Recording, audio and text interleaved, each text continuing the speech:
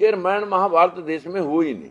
ये तो पुष्यमित्र शुंग ने 10 राजाओं की वंशावली मौर्य वंश को खत्म करके, उसके दरबार में लेखक था, लड़की की शादी राजा से करके सेनापति का खिताब लिया, सेना अपनी पर ली और राजा कत्ल कर दिया और वहां से अयोध्या आके बसाई 184 ईसा पूर्व, यानी 2200 साल पहले अयोध्या बसी। किस किस वंश ने उस पर राज करा?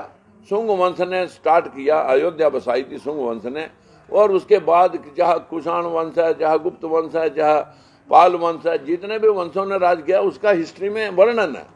वहां कहीं राम की जो अयोध्या बसने से पहले, अब जब अयोध्या में जन्म हुआ तो उससे अयोध्या बसने से पहले तो राम नहीं आए होंगे। लेकिन हकीकत में पूरे देश के अंदर 4 करोड़ मंदिर हैं। देश के अंदर वर्ल्ड लेवल की 4 यूनिवर्सिटियां हैं नहीं। 15 लाख करोड़ रुपए का बजट हर सालाना लोगों की जेब से उठ करके मंदिरों में चला जाता है। और अब तो सरकार कह रही है कि मंदिरों के महंतों को उनको तनख्वाह भी दी जाए। देश के अंदर अगर सरस्वती लक्ष्मी पूजा से धन और ज्ञान आना था तो फिर वो सारा हमारे भारत देश में आना चाहिए था।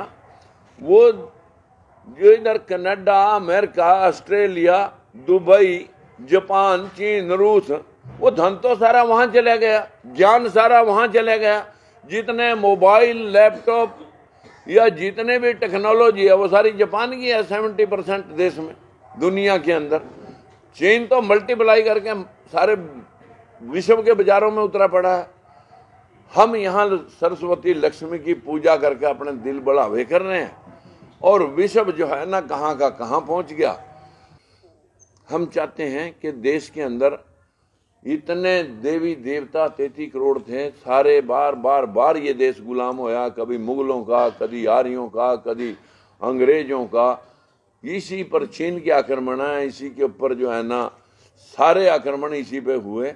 वो क्यों हुए कि यहाँ के लोगों ने पत्थरों की पूजा करवा दी, पेड़ों की पूजा करवा दी, नदियों नालों की पूजा करवा दी, गरुड़ों घुगियों की पूजा करवा दी, मानसिक गुलाम बना दिए।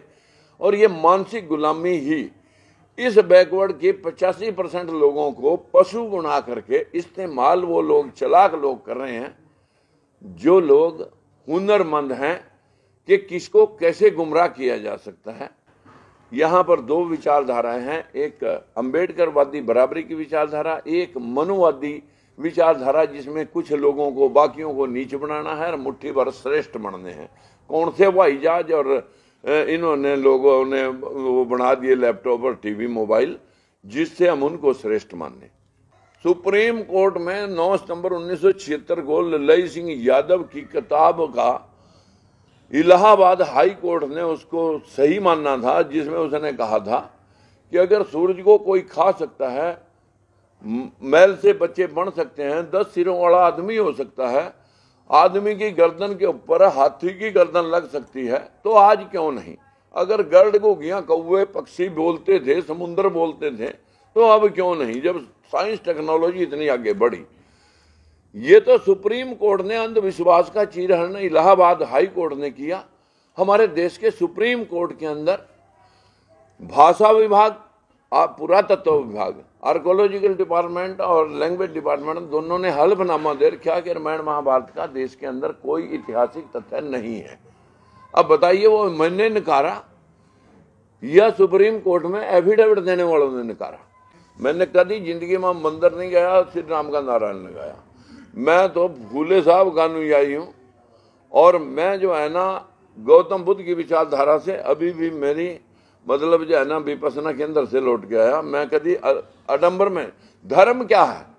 जो सबके लिए बराबरी दर्ज करता हो, सबका सम्मान करता हो, सबके कल्याण का और मंगलमय होने का की कामना करता हो, वो है इंसानियत धर्म। जो गौतम बुद्ध ने दुनिया को पंचशील दी, विश्व के 80 मुल्कों में आज गौतम बुद्ध को माना जाता है। हमारे देश का प्रधानमंत्री जाता है, मैं बुद्ध की धरती से आया हूं, वहां राम श्याम की धरती क्यों नहीं कहता? हमारे देश के अंदर पंचशील जो थी वो विश्व के 80 कंट्री मान रहे हैं। चोरी, झूठ, नशा, अनैतिक व्यभिचार, बिना वजह हत्या, इन 5 दुष्कर्मों को छोड़कर मानव कल्याण के लिए जो आदमी काम करे उसे लोगों ने जीते जी महापुरुष और मरने के बाद उसे भगवान मान लिया। ऐसे ही कबीरदास हैं, ऐसे रविदास हैं, ऐसे गुरु नानक देव हैं, ऐसे गुरु गोविंद सिंह हैं, ऐसे ही सोक्रेटिस हैं, ऐसे ईसा मसीह हैं, ऐसे मोहम्मद पैगंबर साहब हैं। जितने भी भगवानों को मान रहे वो सब इंसान हुए। अगर ये इंसान हुए तो इनका भी इतिहास होना चाहिए था। तो इसलिए हमारा मानना है कि हम ऐतिहासिक तथ्यों के ऊपर बात करें। और इस देश की गरीबी का मूल कारण है अंधविश्वास। सत्ता हथियाने के लिए एक अच्छा मुद्दा है, क्योंकि भावनाओं से खेलना, और जब उनके ऊपर कोई व्याख्यान करता है तो इनकी भावनाओं को चोट लग जाती है। हमारी भावनाओं को कभी 4000 साल में चोट ही नहीं लगी, न 73 साल की आजादी में चोट लगी। ढोल गवार सुदर पशु नारी सकल ताड़ना के अधिकारी, कि जैसे ढोल को पीट के काम लिया जाता है वैसे ही सुदर को, नारी को, पशु को पीट के काम लिया जा सकता है। What is that. फिर दूसरी बात, पूज्य विपर चाहे गुणहीना, मत पूजिए सुदर को चाहे गुणस्वीन। कितना भी गुणवान हो, सुदर पूजनीय नहीं है। सिर्फ पूजनीय वो है जो ब्राह्मण कुल में पैदा हो गया, चाहे कितना भी मतलब गुणहीन क्यों ना हो। बताइए क्या शास्त्रों ने की, इंसानों ने लिखे ये शास्त्र अपने पक्ष को रखे।